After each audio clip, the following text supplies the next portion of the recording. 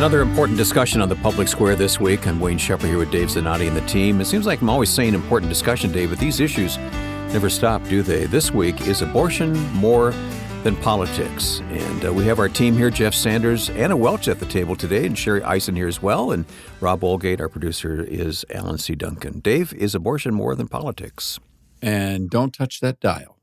Yeah. I can understand that people are overwhelmed, saturated, and largely looking to escape this conversation because it's everywhere, Wayne. I mean, we have the privilege of being both in public policy and in media.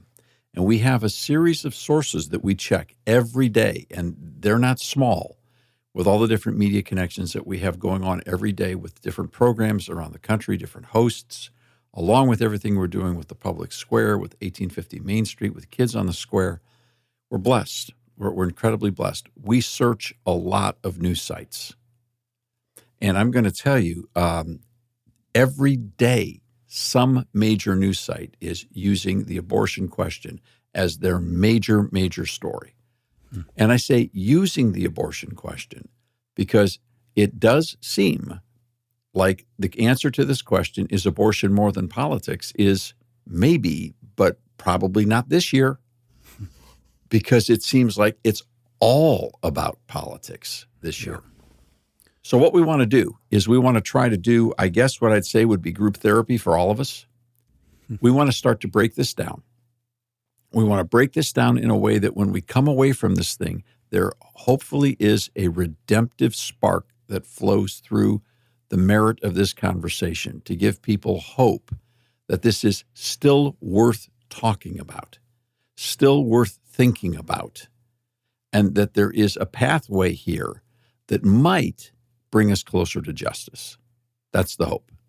So hang in there with us. It's going to take about an hour. At least. It's going to take a while. Yeah. And that's the first point. So let's do this. I want to start off by we're not going to bury the lead here. We're going to go right into this right from the start. I want to start off with this idea. Rand Paul was recently on the Clay and Buck show that's heard across the iHeart network and many other stations. And he was commenting about a number of issues, including President Trump's recent statement on abortion.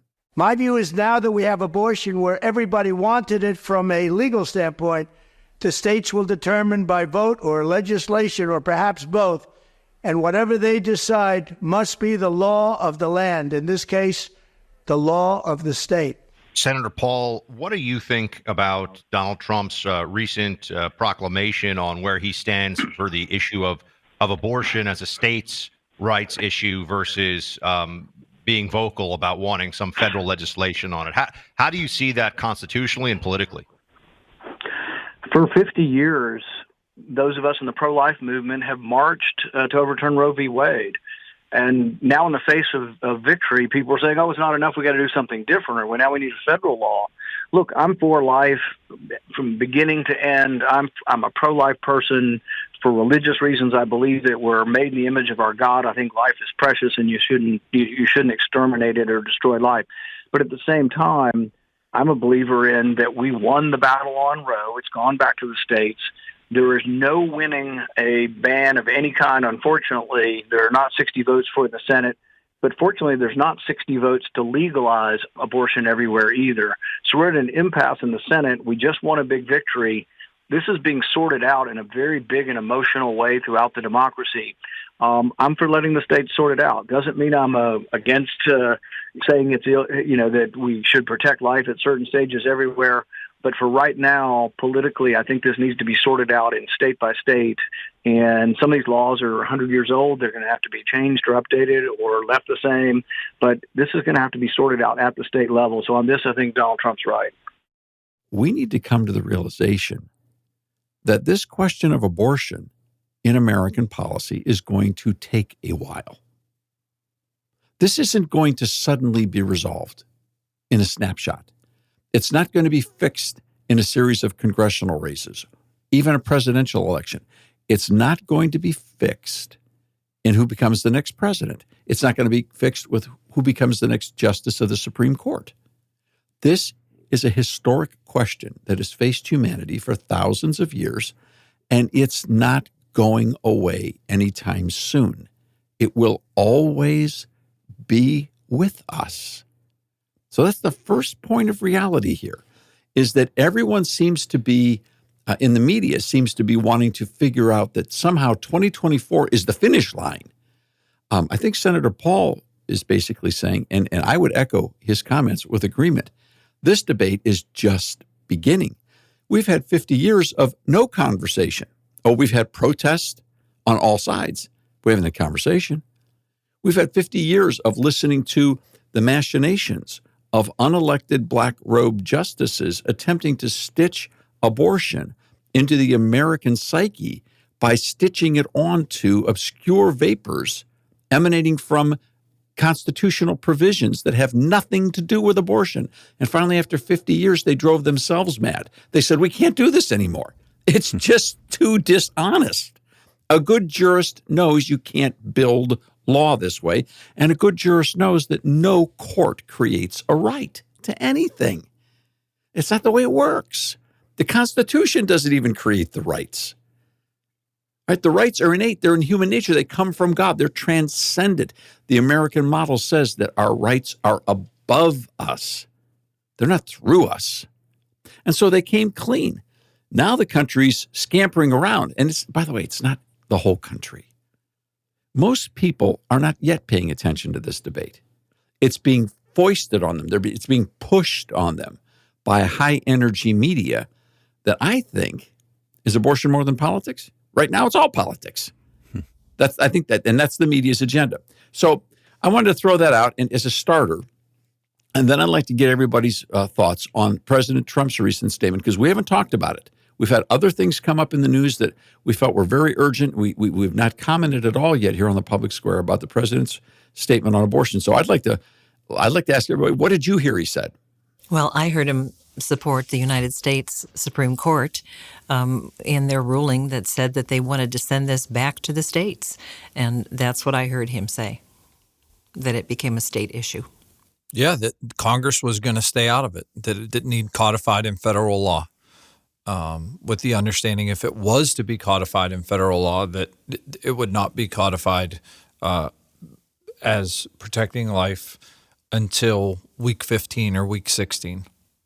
Everybody hearing the same thing? Yeah. I mean, Trump did what he said he was going to do. He appointed justices that were pro-life. He wanted to get rid of Roe versus Wade. It was accomplished. And now what he and his allies are saying is time to move on. Mission accomplished. It goes to the states. Okay, so how would you define the controversy? Because clearly there was a lot of people that weren't. Well, I don't know. There's a lot of people. There was a lot of people that had big microphones or big websites who were pretty upset. Mike Pence said he betrayed the pro-life community. Let's talk about this. Did former President Trump betray the pro-life community by coming up with the notion that he believed what the court said was right, and that's where the decision should stay? It should stay with the people and the representatives in the states, as opposed to a federal ban. I don't think he betrayed anybody. He did what he said he was going to do. And I don't know about everybody else, but it's been my position for well over 30 years, almost 40 years now, that this was a state issue, that we need to get rid of Roe versus Wade and kick it back to the states where it needs to be dealt with there. Get it out of the hands of the federal government.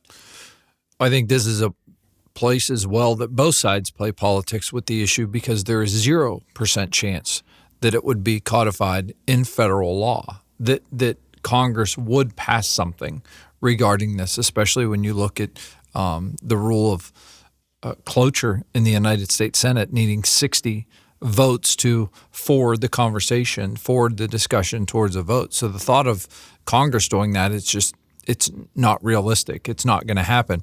I also think, though, some people across the country have fallen under the impression that executive orders can be done or things can be done and written on paper, and all of a sudden that's the law of the land, and that's not how our republic works. Unfortunately, we've seen that power abused through the years by both parties when they've held residency in Pennsylvania Avenue. So I just don't think that's realistic, and I think it's dividing the pro-life community and causing people to take shots at one another. So let's talk about the division in the pro-life community, because there's clearly a division that was manifested there. Now, what's interesting about the big 5 or 6 media sources that control everything in the echo chamber of American media, the mega media, is that I think that President Trump was set up to fail no matter what his statement was. Had he decided that he was going to go with the Washington, D.C. pro-life big money groups who are calling for a national ban on abortion at 15 weeks, then he would have been criticized for opposing the Supreme Court that he appointed. He didn't appoint them all, but that the majority. So he would have got nailed there. Instead, he supported what the court said, and then he got slapped across the other side of the face on the idea that now the big money Washington-based pro-life groups are suddenly against him. The pro-life community is clearly split on this issue. I don't know how many fractured elements that there are, but this is one of the realities post Roe versus Wade that no one is talking about. And that's that 50 years of the pro-life movement during Roe versus Wade was fundamentally a protest movement, fundamentally using law and in an attempt to nibble away at this horrific wall of a falsely created right, and to convince America that, to convince the courts to permit there to be more restrictions that would save more lives, knowing that they could not eliminate the constitutional platform the court had created.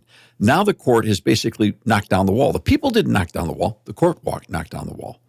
The court just said, that's it, we're done. And it didn't take much. When they finally came to their senses, it didn't take much to push the whole thing down. But it's almost as if the pro-life community does not have a consistently logical, unified approach with now how to deal with this. And one thing we can say for certain is in a political season, the pro-life movement being split does not pay good dividends at the polls. And you would think that there would be some momentum to fix that problem. But so far, well, all we've got is a split. Yeah. And that split will be taken advantage of by everyone. So, all right, we're going to continue talking about this in the public square today. We're just getting started. I hope you know by now that you can listen to this program on many, many radio stations, but also online at thepublicsquare.com. We will be right back for more on The Public Square.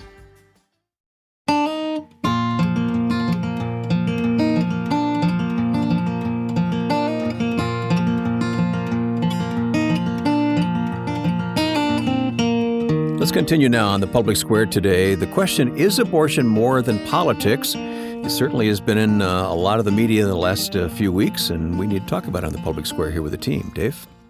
So let's talk about this split in the pro-life community. There seems to be two approaches. One is to permit this decision as the court had laid it out to go back to the people and their representatives. Now, that doesn't mean the states. It doesn't have to stay in the states because we've got representatives in Congress. So it's not that it's the state. It's not that it's just a state argument. There are pro-lifers who are saying, wait a minute, our representatives are in Congress. Let's pass a national law. Now, why would you want to pass a national law? What would be the point? The pro-life community that's backing that is basically saying what we want is a number that everyone can come to terms with, a 15-week ban on abortion, and obviously exceptions for rape and incest, the life of the mother, health of the mother. They're putting together the package that does truly represent an honest, fully pro-life perspective in regards to protecting the life and the health of the mother. And now we're going to deal with at what point in time should abortion become illegal. Okay, so that's the contention. And they want it to be effective over all 50 states. The reason they want it effective over all 50 states is because they know that there are big states like California, Illinois, New York, that are never going to pass any restrictions whatsoever at the state level. And so they want a national level of statutory redress through the Congress, through basically a law. Does anybody have a problem with that from a strategic possession? Jeff, first stand up. Go ahead. Okay, so let's look at the pro-life states, Florida, Arkansas, and so forth that have passed rather severe restrictions. Abortion's still legal, but it's very, very restricted. You've now just repealed that in those states. So it's like a mini Roe versus Wade. In fact, you've now enshrined at the federal level, you've gone back to Roe versus Wade, you've enshrined abortion rights, and I use that with quotation marks around it, up to 15 weeks in all 50 states. You have removed from the state the ability to greatly restrict, or if they even want to, just completely outlaw all abortion if that's what they wanted to do. That's off the table now. You can't do that. So thank you, those who want to pass this ban. You've actually done the opposite of whatever it is that you intended to do. From a strategic point of view, for the pro-life community, my eyes were opened, Dave, after you sent around an article with some statistics from the CDC. And I learned that 93% of abortions occurred during the first trimester. So that's before or at 13 weeks. So 13 weeks or earlier. So if you're talking about, putting a week mark on it for the Congress to choose 15 weeks or something like that, looking at the stats, that really shows that a majority of abortions are happening before the first trimester.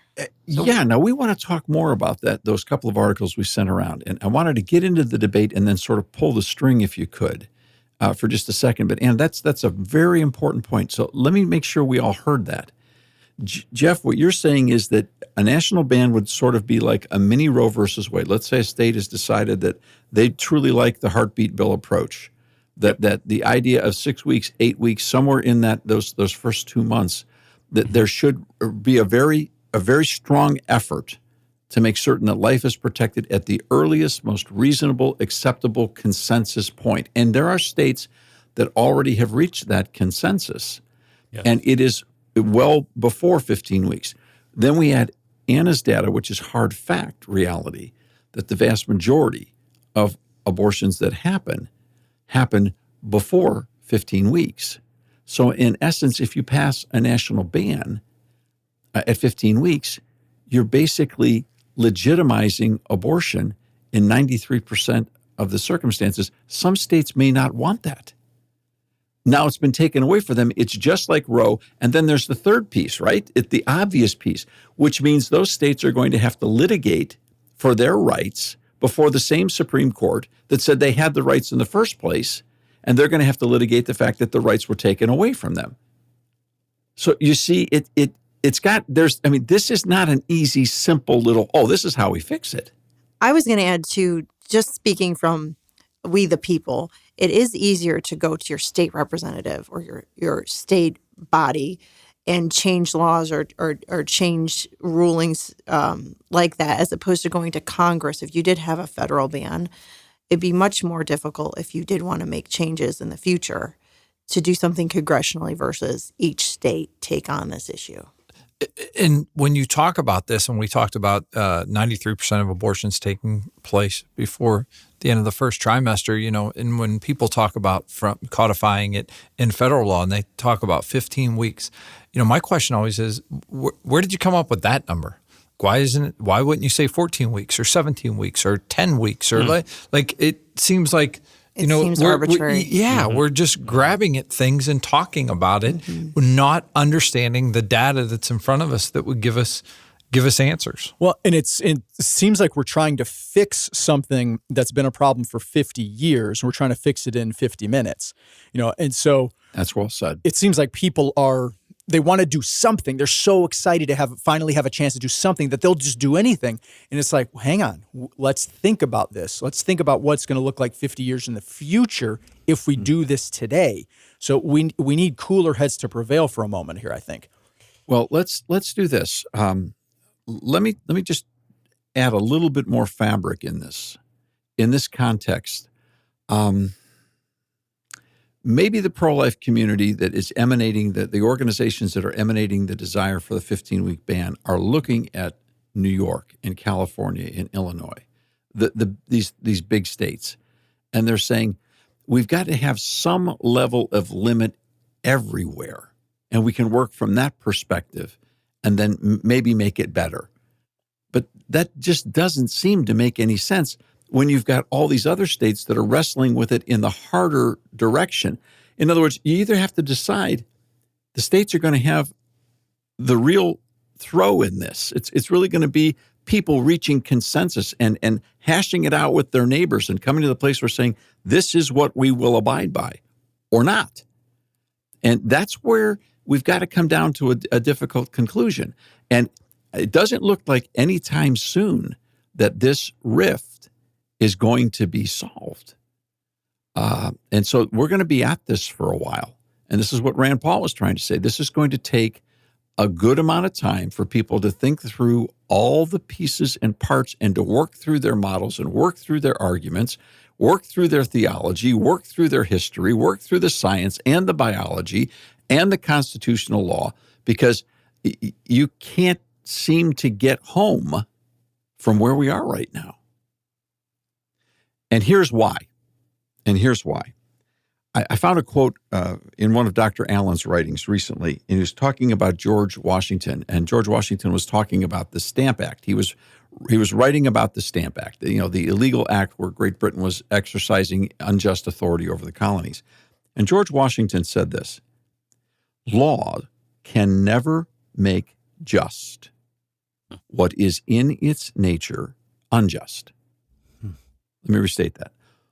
Law can never make just what is in its nature unjust. This is a big part of our challenge, a big part of our problem, is the question of justice.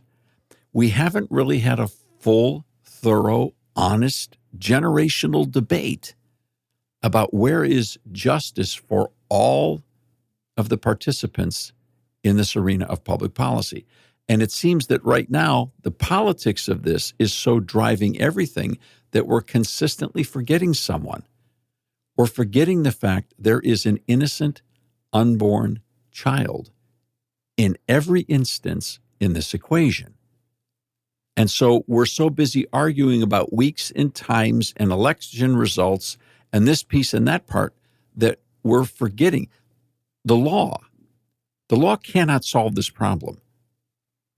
Right? The law cannot solve it one way or the other.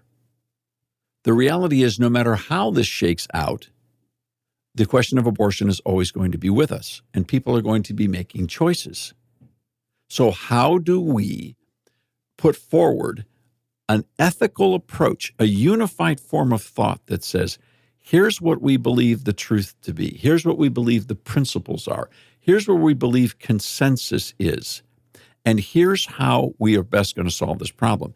And the reason that a national law is difficult is because this is such a dramatic, difficult, personal, and corporate decision that it almost seems that it is best left to people in the regions where they live to best make the solution, unless we're willing to have the courage to say, let's have the debate on an amendment to the United States Constitution that basically declares that every child has the right to life. Let's start with an amendment, because if we're going to start with that, then we've changed the superseding document, and that would require the consensus of all 50 states to come in. You see what I'm saying? Yeah. Yes. Well, we will continue talking about this important issue here today. Is abortion more than politics? And if you'd like to chime in on this, you're always welcome to contact us through our website, thepublicsquare.com. We need the participation of our listeners as well. thepublicsquare.com.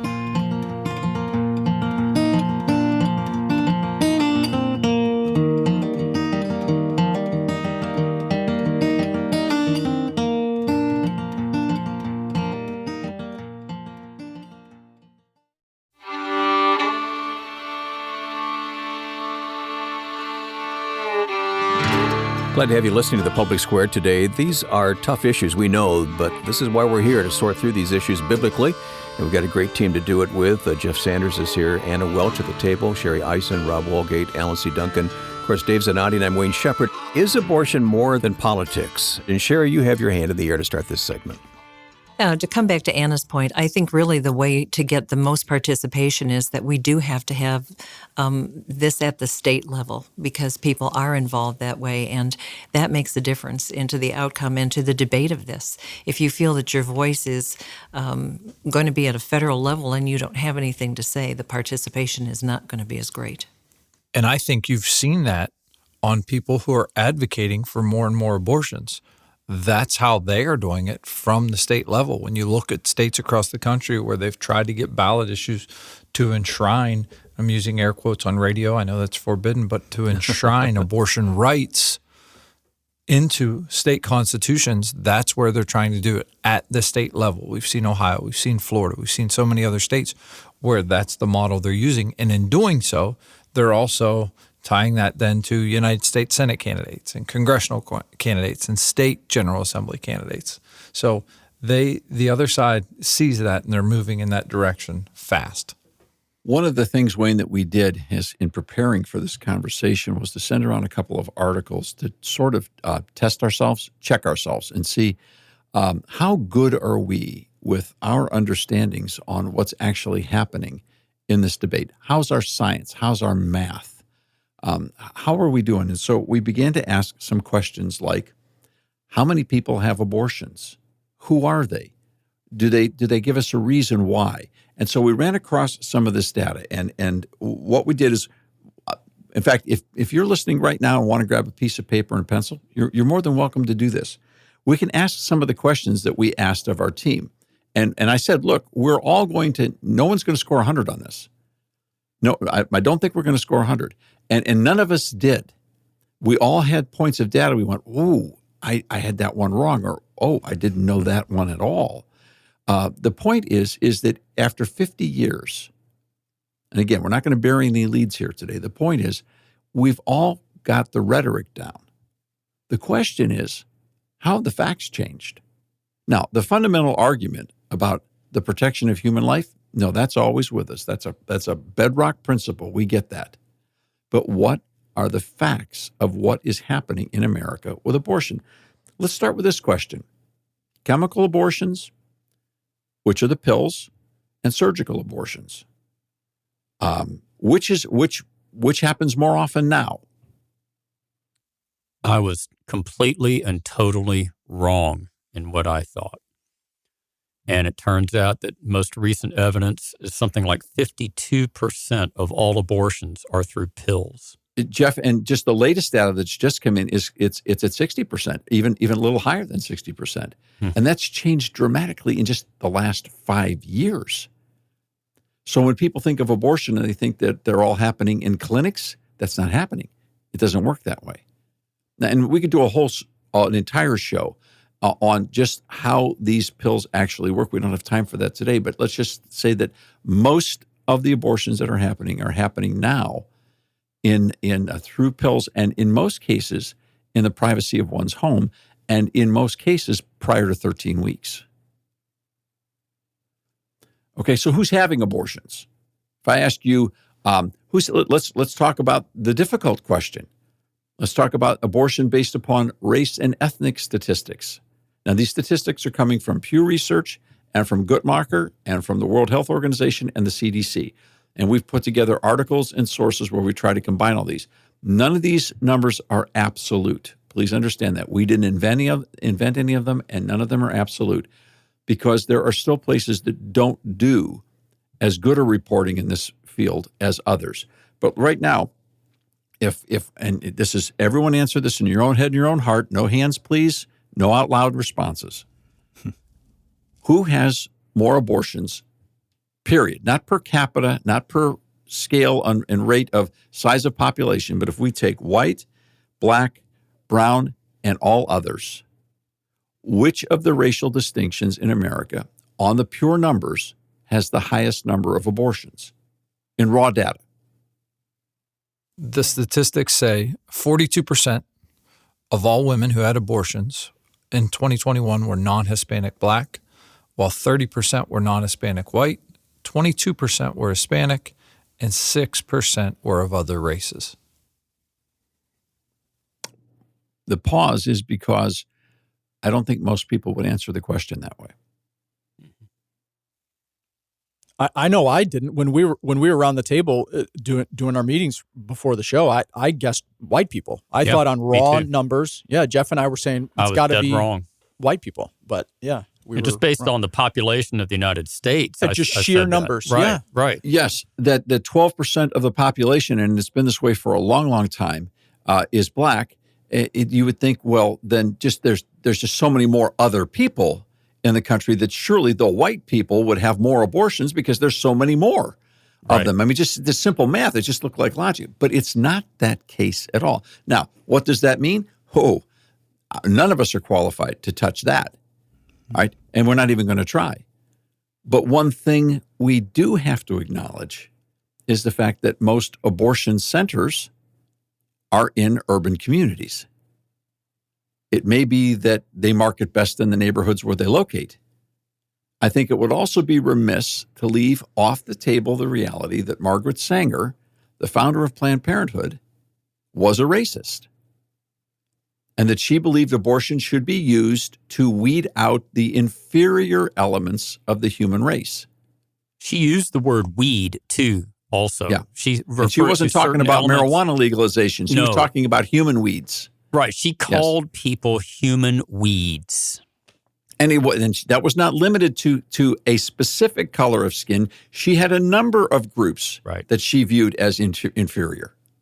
So it shouldn't surprise us in that regard. Now, that's just part of the story. There's more to the story. So let's talk about this. Someone going in for an abortion, whether it's surgical or chemical, the makeup of the person, never been pregnant before, right? That would be the majority of people getting abortions. True or false? That's what you would think. That's what you would think. That's what you would think, yeah. When you look at the numbers. Statistical reality is what? Well, statistical reality is 87% of the people that get an abortion are single. They're not married. 87%. Okay. That's the high number. However, and I know, Anna, you have the numbers right in front of you. Go ahead. So 57% were in their 20s, 31% were in their 30s. And teens, you normally think a teenager, right, Rob? You think a young teen in need. I thought this percentage was going to be higher than it was. It was 8%. 8%. Teens ages 13 to 19 was 8%. Women ages 40 to 44 were 4%. And this is from the CDC in 2021, the latest stats. And these are pregnancies that are being terminated. This is their first pregnancy, right? This is what really blew my mind a little bit. 60% of the people that go in for abortions have had a child, a live birth. 60%. 60% so of mothers. the people are moms. Mothers. Yeah, you can literally hear people stopping dead in their tracks. We have to repeat that. According to the statistics from these organizations that do this reporting, we're talking about Pew, Guttmacher, WHO, CDC, 60% of the women getting abortions have already had one child. Let's think about that for a while. The theory has been that if a woman in a crisis pregnancy sees the ultrasound and comes to understand that this is genuinely a child, that they won't get an abortion. And we have statistical data, reliable data from sincere people who do this every day, that seeing and understanding that the contents of this pregnancy, this is a real human being. And if someone's seeing that the first time, it is powerful. It really helps. But the truth of the matter is 60% of the abortions that happen in America are happening because of people who are moms who know this is a baby. Wow. Eye-opening facts here on the public square, and it deserves more conversation. It'll get it coming up. Our next segment just ahead, so you stay with us or listen online. If you joined us late, hear the whole program at thepublicsquare.com.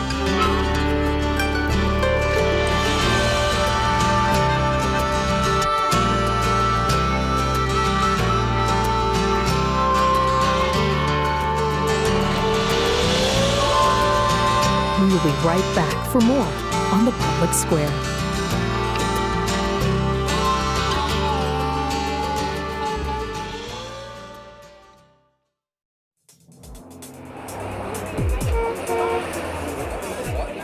Spreading the light of liberty across the land. Now back to the Public Square.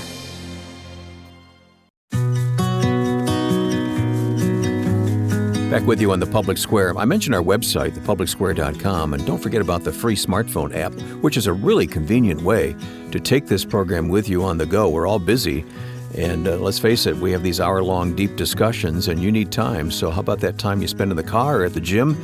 You can take our program with you with our smartphone app, available free in your app store, the Public Square. Okay, is abortion more than politics? And let's see, Alan, do you want to kick off this segment? Well, we ended the last segment with the sobering statistic that said 60% of the abortions that happen in this country are given to a woman who already has a child. And I think we were all amazed by that. So I think it just bears mentioning. We need to try to then think about what is happening in that person's life, that they know what it's like to give birth. They know what it's like to have a child. What would be making somebody feel like they need to abort the child, the second child that they're carrying? What's happening in that person's life, in their heart, in their mind? I don't think that we can get anywhere positive on this issue if we can't understand why someone feels like they need to do that. So what do you all think?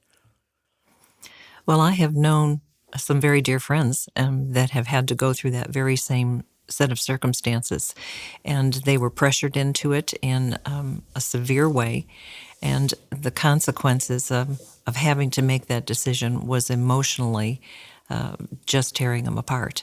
So there are circumstances where a great deal of compassion is needed in this, because it does have long-lasting consequences, and they need our support too.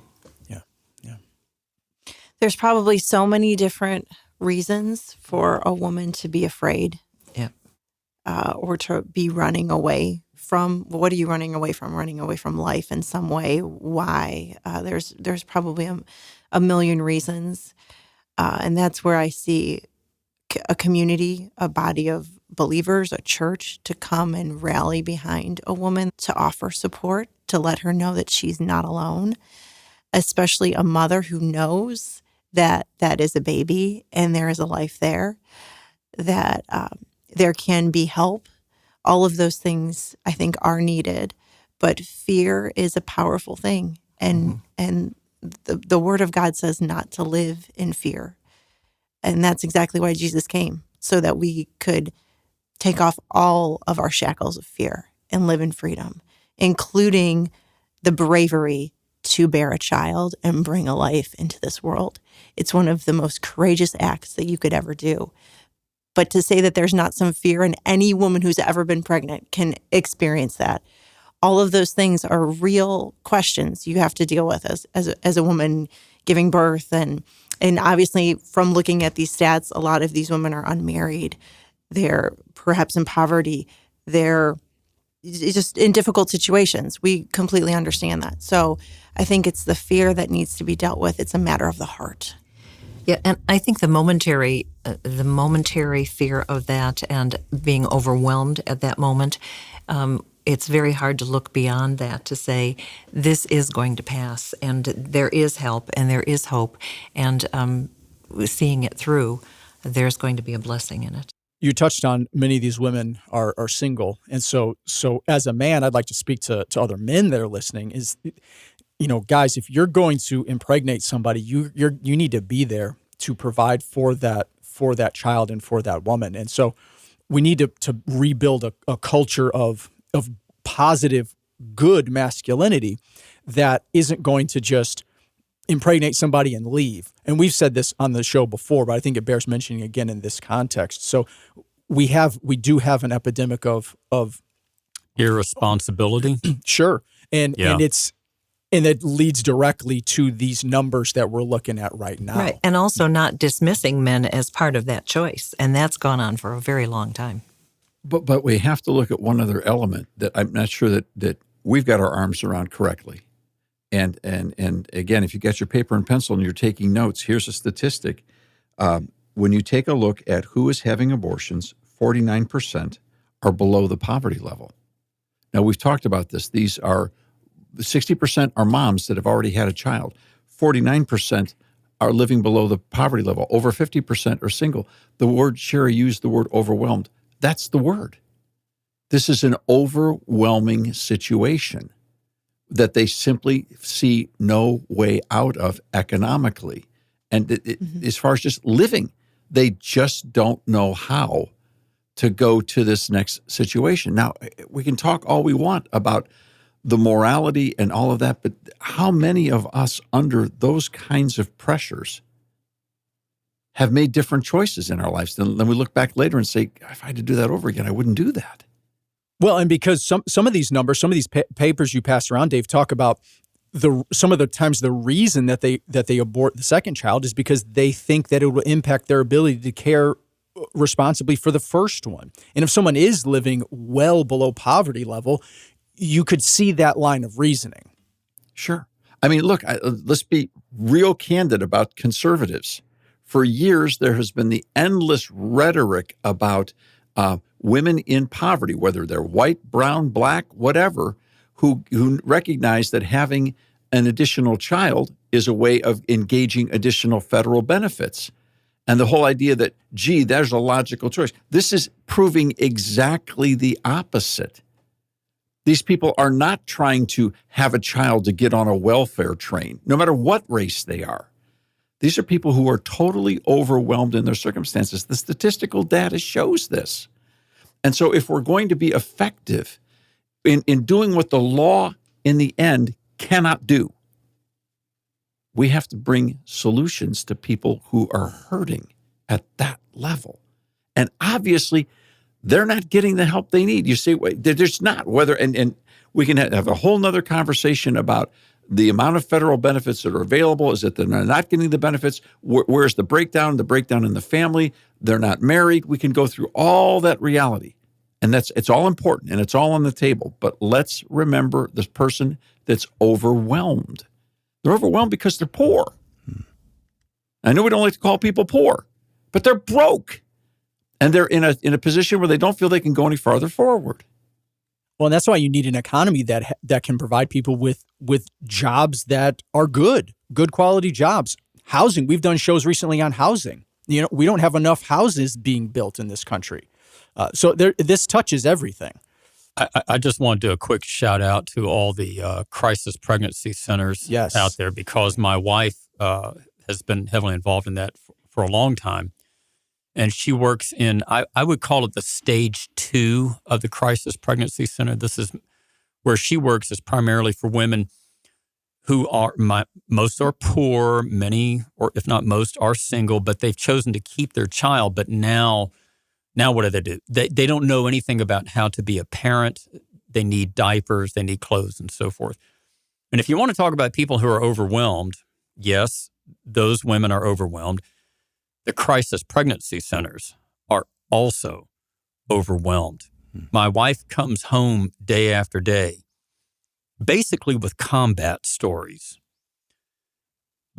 Many are good, of how women and their children have been rescued, but also there are a lot of heartbreaking stories too. And I just want to give a shout out to all those who are on those front lines doing that.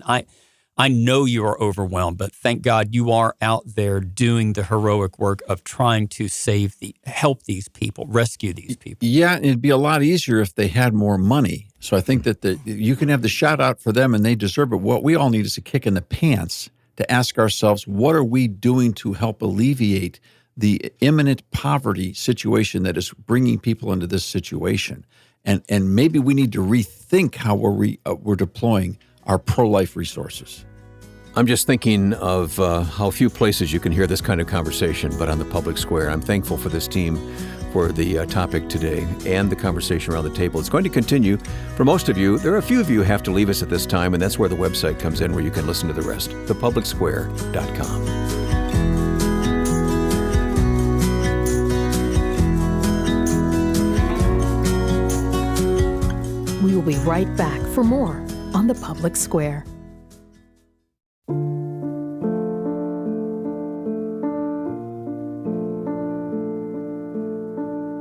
We will be talking about the news coming out of Arizona about abortion coming up in a moment. But Anna, first to you.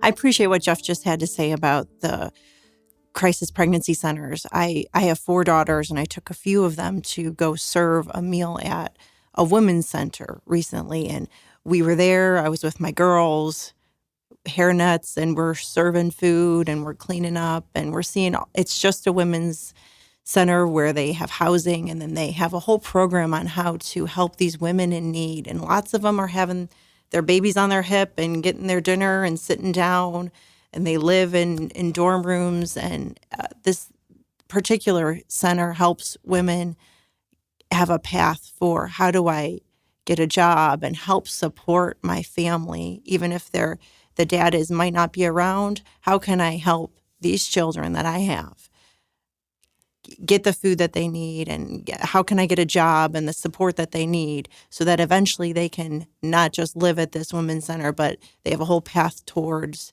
buying a first home and restoring life to what could be a very difficult situation when you're in poverty, when you're stuck in poverty. How do you break that off and have babies and still promote life? There's plenty of irresponsibility going around with people who aren't poor, regardless of their color of skin. So we're not suggesting that the abortion problem goes away as you deal primarily with the poverty problem, because there is also a personal responsibility problem that goes through all of this. We're human and we mess up. The question is, how can we best help each other? No law can make anything that is unjust ultimately just. George Washington had it right. How do we help people pick up the pieces? Because we have all sinned and fallen short of the glory of God. We have all, and I'm not even suggesting that I have the moral authority to call anyone's circumstances sin. That's between them and God. We have all fallen short of His glory. We all mess up. We all break stuff. All right, so we all need help. So the point is, how do we get our priorities aligned with the need, in accordance with the Scriptures, in accordance with the Constitution, in accordance with our history? Let's spin out to Arizona for a moment, and let's look at what happened there. We had a situation where the Supreme Court decided that since Roe versus Wade was no longer the law of the land, the Arizona Supreme Court said, well, let's find out what was our law of the land, and let's make sure that we understand that since Roe versus Wade is gone, then we have a law on the books, right? We have a law on the books. The law on the books was from 1864. And the law of the books was not revolutionary. It just rolled back to basically no abortions except for life and health of the mother. That's where it was. Now, the Arizona legislature can instantly, in a day or 2 or 3, change that to whatever they want to change it to based upon the consensus of the people. That situation can be fixed. But there was nothing wrong with the Supreme Court saying, excuse me, Roe's gone. There is a law on the books. And last time I checked, if the law is not taken off the books, the law is still the law. That's the way it works. There's like not it doesn't have a shelf life. Right? So they stated ethically and legally and appropriately that the law is in effect. Well, the other side went out of their flipping minds screaming that, oh my goodness, we're back to the Civil War. It's 1864. What are you going to do next? Reinstate slavery. And it was passed before Arizona became a state, which is a loud cry from them as well. So. When they were a territory.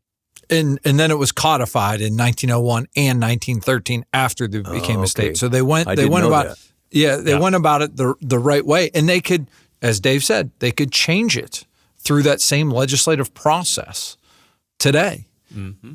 And they're working on that. All right. I mean, if you study the Arizona newspapers, they're yelling and screaming at each other, shame on you and shame on you. Okay, this is what happens. The wall fell down. People went back and said, oh, what's on the books? Oh, this has been on the books since 1901. It started in 1864.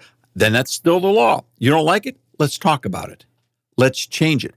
But is that dialogue happening? No, because Arizona's a swing state. You literally see the turkey buzzards come flying in from all the major media outlets and start picking the bones of every single person they can find on this piece, because it serves their political purposes, because they want to weaponize abortion just like they weaponized COVID to change the outcome of an election.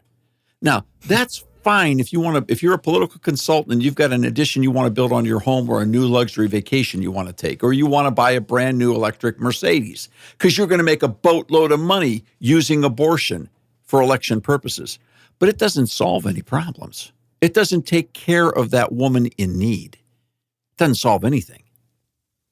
And in 1860s, when this first was discussed in the territory that is now current day Arizona, as well as in the early 1900s, you had doctors involved in the process of helping write the laws or consult with the legislative leaders. And I'm thinking about even to when I was a kid, doctors didn't seem to be too political at all. Right. They had a different calling. Yet today, who do you see as running some of these political action committees? Who do you see on commercials? Who do you see working for the pharmaceutical industries? Those same doctors that have kind of stepped out of that role of medicine and caring for others and now involved in that public policy debate directly and being compensated for it. Handsomely, I might say. Look, it's an amazing thing that the current administration and the progressive regime that is advocating for the Planned Parenthood approach on this whole issue, they can't even say the word abortion. Right. Have you noticed? You won't they've find sanitized it. Mm-hmm. Yeah, they won't. Yeah. They won't use it. If there's anything you can criticize the public square for, criticize us for this: our brutal honesty. We're going to say the word, and we're going to ask, what does it mean today? You know, you go to the dictionary, you look for an abortion definition, you'll find about a dozen different definitions for abortion. You go to the Arizona statute, you go to the Florida statute, you look at the Florida amendment, Amendment 4 in Florida, the word abortion's there. There's no definition. What does it say? Reproductive freedom? You went to the Ohio piece. That was reproductive freedom. Then they finally got the word abortion in there. The administration is afraid to even use the word. They don't want you to think about the word.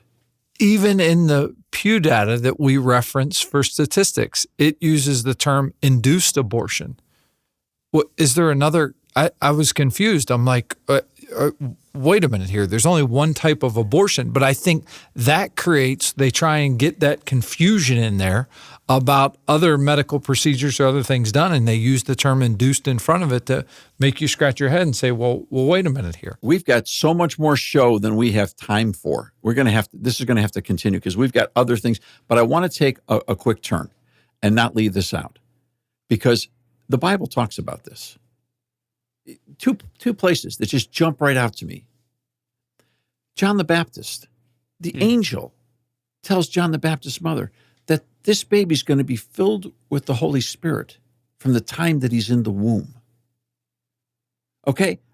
That's not a fetal infilling, okay? This is a human being that is being interspersed with the Spirit of the living God. St. Paul in the book of Galatians tells us that he was set aside for the mission that God had for him from his mother's womb. Yeah, the Greek word for child when John is in the womb is brephos. And when a child is delivered in the New Testament, now that it's outside the womb, guess what word it is? It's still the word brephos, B-R-E-P-H-O-S. God considers this a child in the womb and outside the womb. And let us not forget Psalm 139 and David either. And also in Isaiah 46, I keep this on my refrigerator. It says, "Listen to me, you whom I have upheld since you were conceived and have carried since your birth. Even to your old age and gray hairs, I am he. I am he who will sustain you. I have made you and I will carry you. I will sustain you and I will rescue you." Beautiful, Sherry. Thank you for sharing that. Well, as we've said, this is going to take some time, but it's going to take our participation in this debate as well. And I appreciate you listening today to The Public Square. You'll find us online at thepublicsquare.com. Thank you, team.